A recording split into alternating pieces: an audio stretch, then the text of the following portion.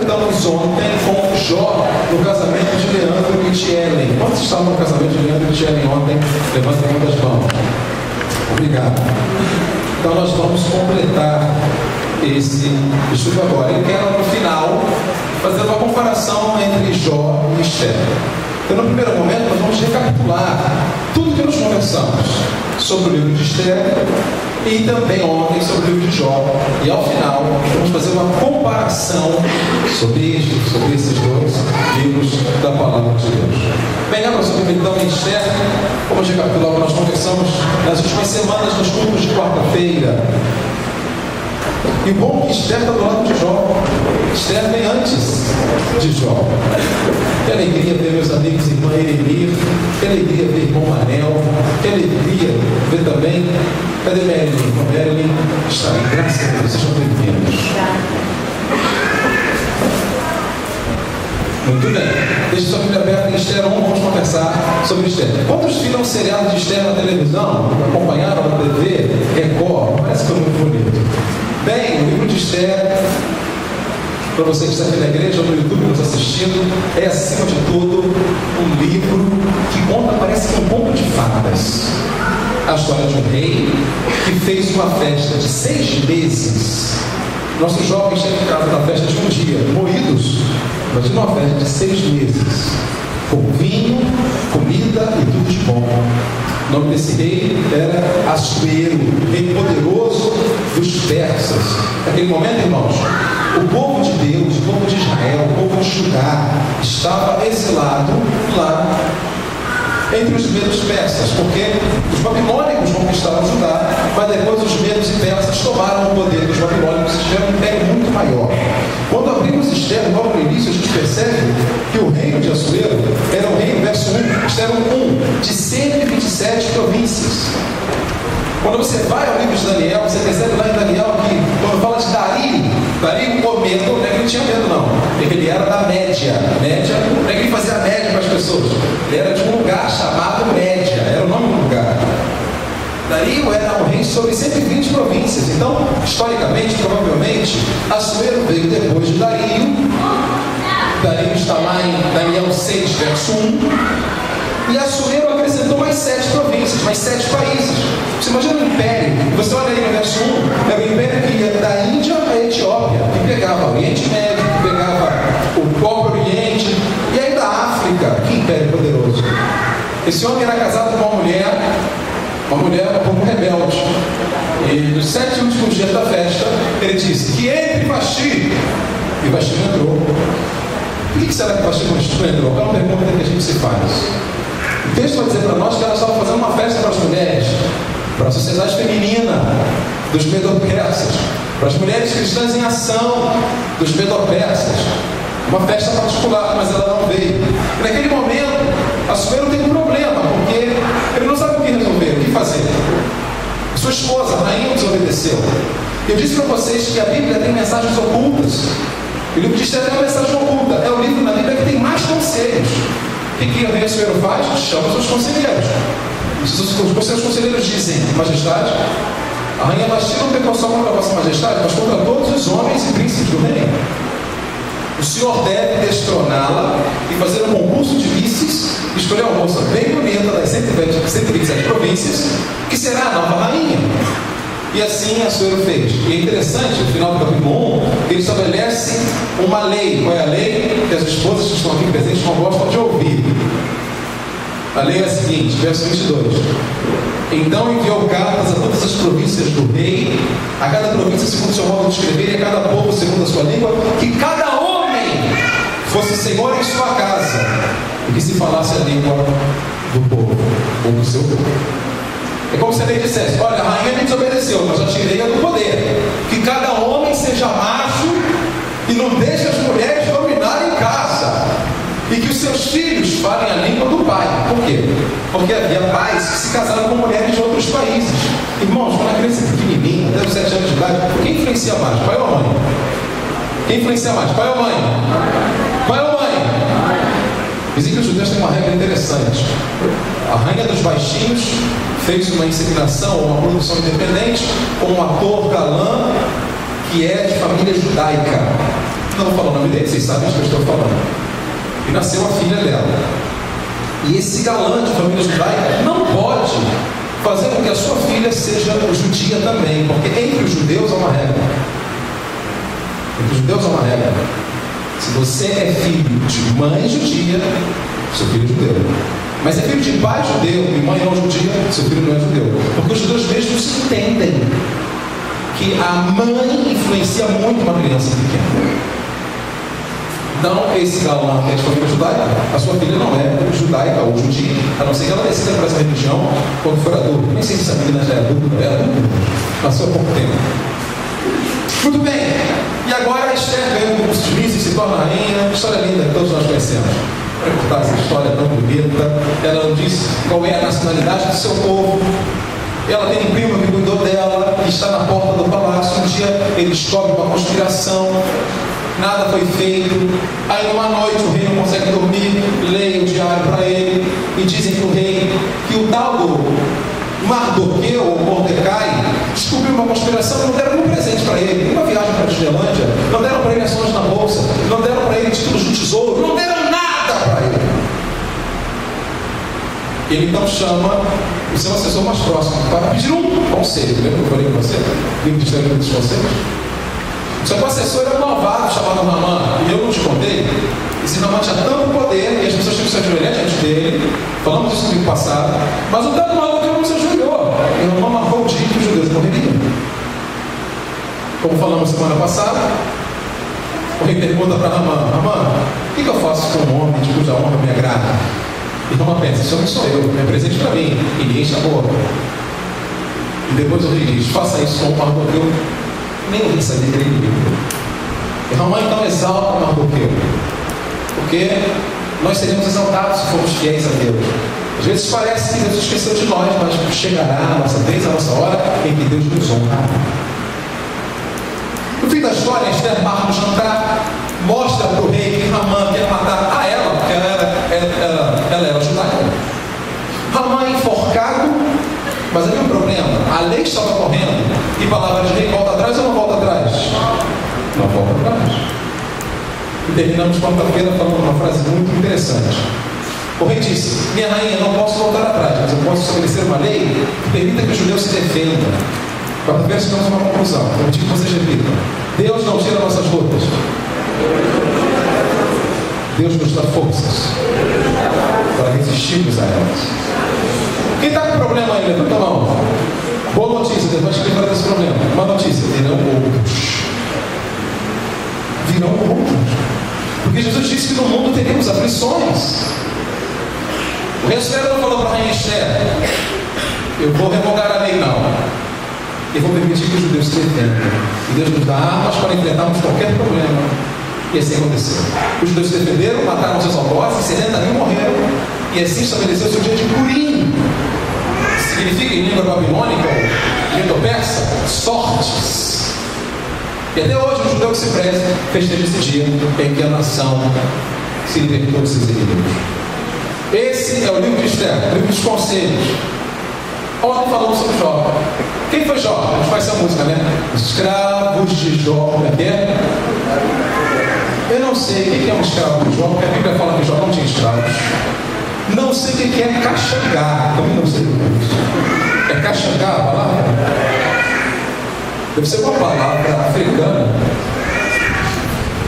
Alguns dizem que essa música é um canto ou um ponto de religiões afro-brasileiras. Porque quando fala desde o Zé Pereira brincar, é como se fosse, não Zé Pereira, mas uma divindade das religiões afro-brasileiras, que também começa com Zé. Entenderam? Zé? Tirando as coincidências à parte, Jó é o pai da fé, ou o pai da paciência. Porque um homem que tinha tudo, perdeu tudo, mas não prosperou contra Deus. Ontem no casamento, e até um amigo meu perguntou para mim: pastor, o que você vai tirar desse sermão? Pegar sobre Jó no casamento. Começamos o sermão, vocês lembram disso? Lembrando que Jó, o livro de Jó conta uma realidade humana e divina. Jó ora pelos filhos dele e recebe os filhos em casa. E no mesmo momento, Deus está no céu recebendo os seus filhos.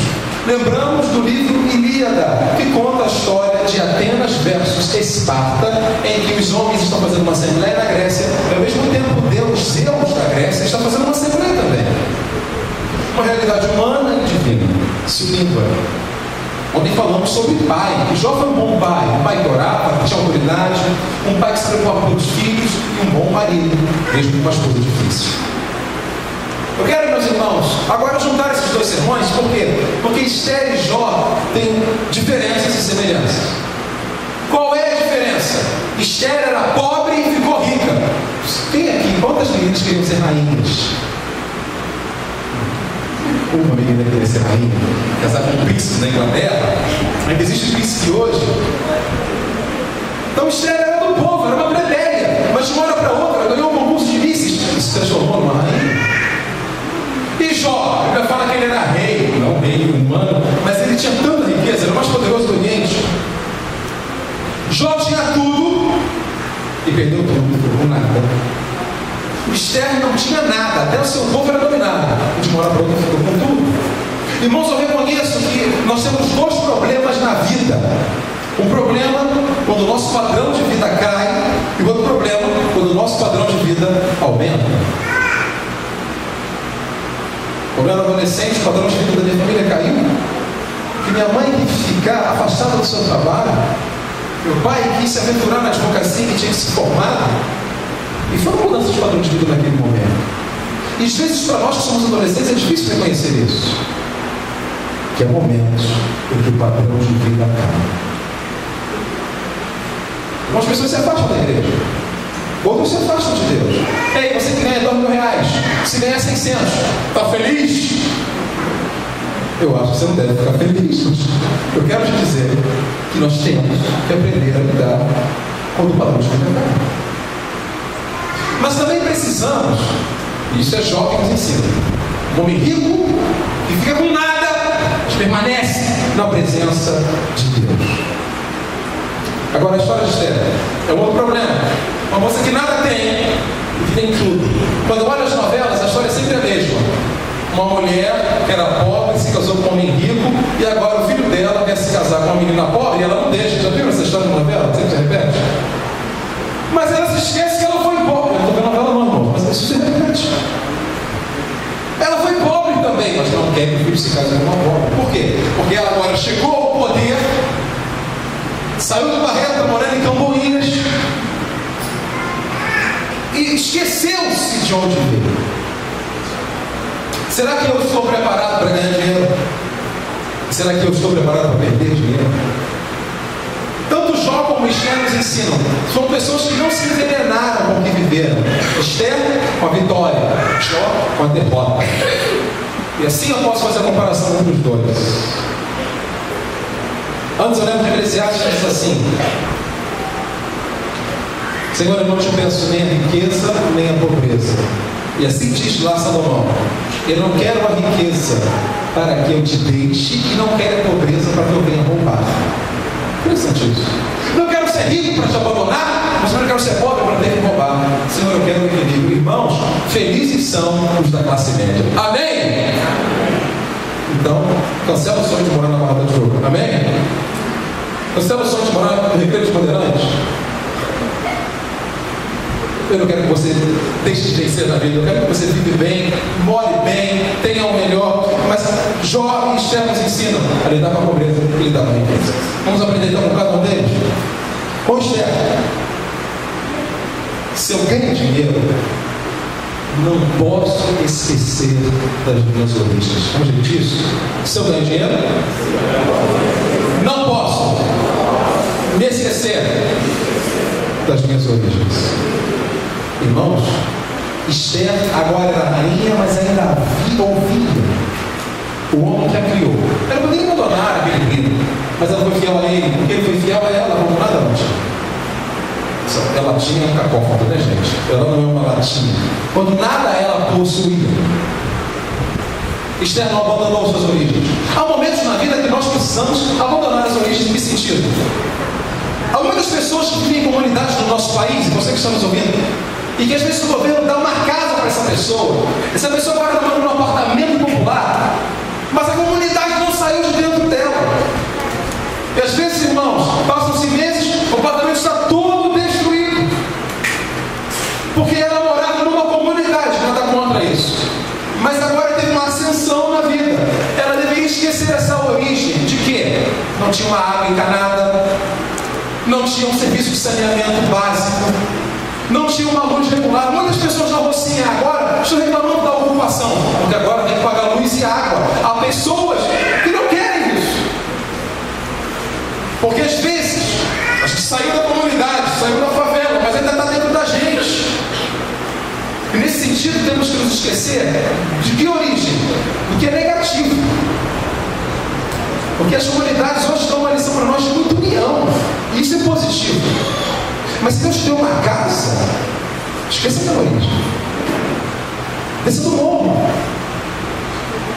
Não é abandonar, querer uma vida melhor. Quando eu olho os morros do nosso país, percebo que a escravidão continua existindo, continua lá a população negra.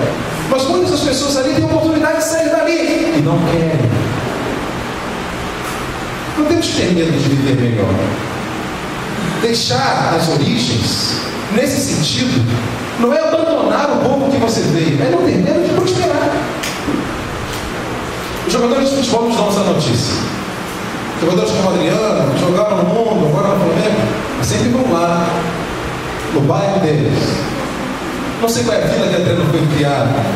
Eu sei que o Romário foi criado na Vila da Penha. Eu sei que o Ronaldo foi criado onde? É mesmo? A turma está sabendo? Me parece que Adriano foi na Vila Cruzeiro, é isso mesmo? Zico foi em Quintino. E nós sabemos de onde esses homens vieram, são as suas origens. Eles não estão morando lá, mas essa foi as suas origens. É isso que eu estou falando. Eu não devo esquecer de onde eu vim. Ainda que eu não more mais lá, eu não posso esquecer quem me criou. Há pessoas aqui que muitas vezes esqueceram dos próprios pais. Eu tenho uma ovelha minha que tem uma crise tão grande no coração, que não aceita que alguém que se chame cristão tendo abandonado os pais. Quando eu tocava piano e como criança, a minha professora de piano tinha filhos médicos e engenheiros. Todo mês chegava com bolsa de alimentos para dar para a mamãe. A mamãe tinha dinheiro, mas ele chegava: mãe, trouxe sua bolsa de alimentos. Não se esqueciam da mãe.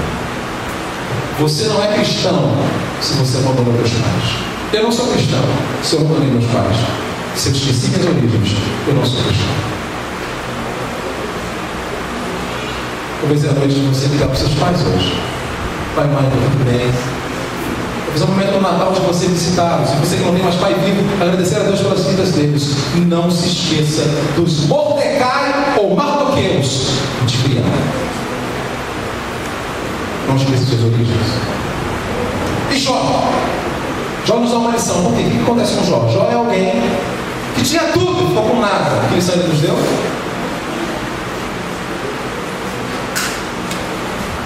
Quando perco meu padrão de vida, preciso de um novo emprego. Vou falar isso. Não vou falar perco, mas quando eu diminuo o meu padrão de vida economicamente, tá, gente? Vamos falar nesse sentido? Quando diminuo meu padrão de vida, preciso de um novo emprego. Quem Jó era? Um grande fazendeiro. Jó tinha ovelhas, cabras, bois, mas todos eles morreram. O que Jó virou? Filósofo. Essa foi a nova profissão dele. Ele passa 30 capítulos filosofando, falando. Nova razão de viver. Porque a gente pensa em emprego só para ganhar dinheiro. Jó teve uma nova razão de viver. Filósofo, escreveu até um livro. E são as crises que nos fazem escrever livros. Uma nova razão de viver. Eu quero te perguntar hoje, se você sai do seu emprego, já preguei isso para os jovens da nossa igreja, você tem algum outro trabalho? Você morre de fome, tem algum trabalho? Uma nova vocação. Se eu mudo meu padrão de vida, eu tenho que estar pronto para isso. Uma nova vocação. Olha, eu vou vender chiclete, eu vou vender pirulito, eu vou vender sorvete, eu vou, sei lá, fazer artesanato, eu vou fazer pintura. Eu tenho que ter uma nova vocação quando eu mudo meu padrão de vida. Eu tenho que estar pronto para os 7 anos de vacas gordas, mas tenho que estar pronto para os 7 anos de vacas magras. Quantos empregos você tem? Talvez emprego mas vocação para o trabalho? Muitas. Jó nos ensina isso. Não posso mais ser fazendeiro, vejo tudo, mas posso filosofar. Posso ter uma nova razão de viver. Mas quero terminar nossa conversa dizendo que há uma semelhança em Jó e Esther. Só falamos de diferenças aqui, vamos recapitular. Dissemos que Esther não tinha nada e ganhou tudo. E nos ensina a não nos esquecermos de nossas origens. Não se esqueça do seu pai, da tua mãe. Lembra da rainha dos baixinhos da nossa infância? Manda um beijo para quem? Para minha mãe, para o meu pai e para você. Você lembra dessa frase? Que se repetia em cada programa? Um beijo para minha mãe, para o meu pai e para você. Não se esqueça dos seus pais, não se esqueça dos bairros em que você nasceu, não se esqueça da sua terra, ainda que você não olhe mais lá, ainda que você não olhe mais lá. Em segundo lugar, aprendemos com Jó, que era um homem que tinha tudo e depois teve nada, que tem que estar pronto para uma mudança do meu padrão de vida. Pode ser temporário.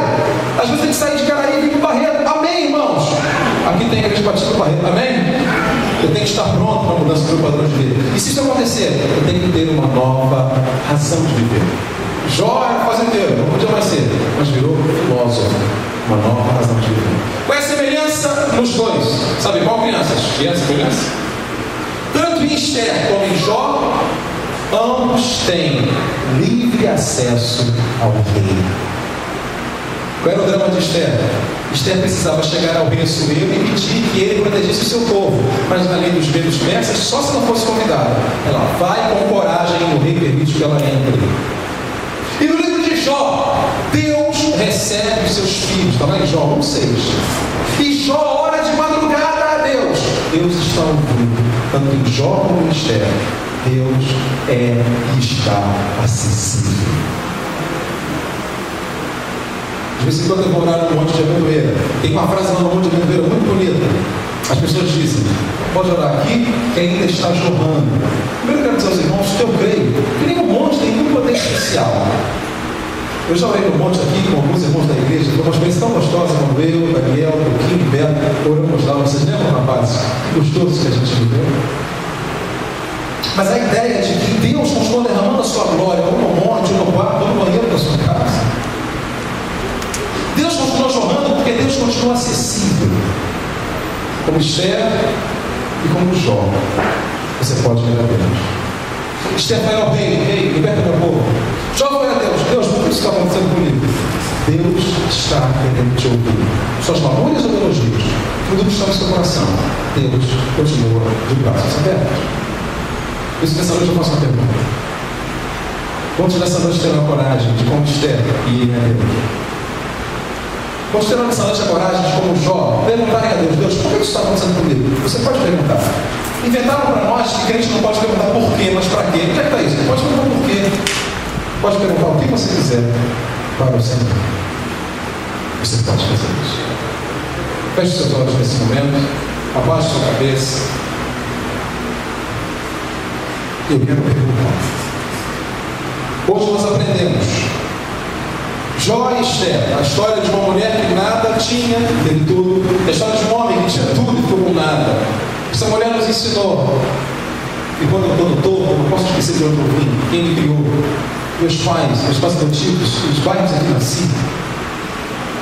E Jó, quando eu perco o padrão de vida, eu diminuo economicamente falando, eu preciso ter uma nova vocação, um novo emprego. Está preparado para isso? De fazendeiro para filósofo. E ambos, Deus, o Rei, continua acessível. Quantos nessa noite querem acessar esse Deus? Quantos nessa noite, como Esther, querem chegar à presença de Deus? O autor de Hebreus diz que nós agora com ousadia podemos chegar ao Santo dos Santos, que é o sangue de Jesus, o novo e vivo caminho. Se amanhã nessa noite que querem entregar a sua vida a Jesus, chegar a Deus, olha aqui comigo, Senhor Jesus, nessa noite aprendi, enriquecendo e empobrecendo, que eu posso chegar a Ti. Se eu enriquecer, não quero esquecer das minhas origens. Se eu empobrecer, quero ter uma nova razão de viver, como teve Jó. Mas aprendi também que em todos os momentos da riqueza ou da pobreza, o Senhor está acessível à minha oração. Eu te aceito como meu Salvador e eu entrego a Ti a minha vida, em nome de Jesus. Amém. Pode os olhos fechados, cabeça baixa. Alguém nessa noite está entregando a sua vida a Jesus? Pastor, eu estou fazendo isso. Você sentiu essa noite a presença de Deus, Deus falando com você, Deus te tocou, você se emocionou, Deus te chama. Então levante sua mão onde você estiver. Pastor, eu estou entregando a minha vida a Jesus. Há alguém nessa noite que faz isso? Levante sua mão bem alto. Quero orar por você. Eu estou aceitando a Jesus como Salvador. Deus continua acessível. Eu me entrego a Ele. Alguém que está afastado de Deus, está voltando hoje. Levante a mão bem alto. Onde você estiver, eu volto para Jesus. Eu o aceito. Alguém, meus irmãos? Pastor, eu quero fazer isso. Eu quero entregar minha vida ao Senhor Jesus.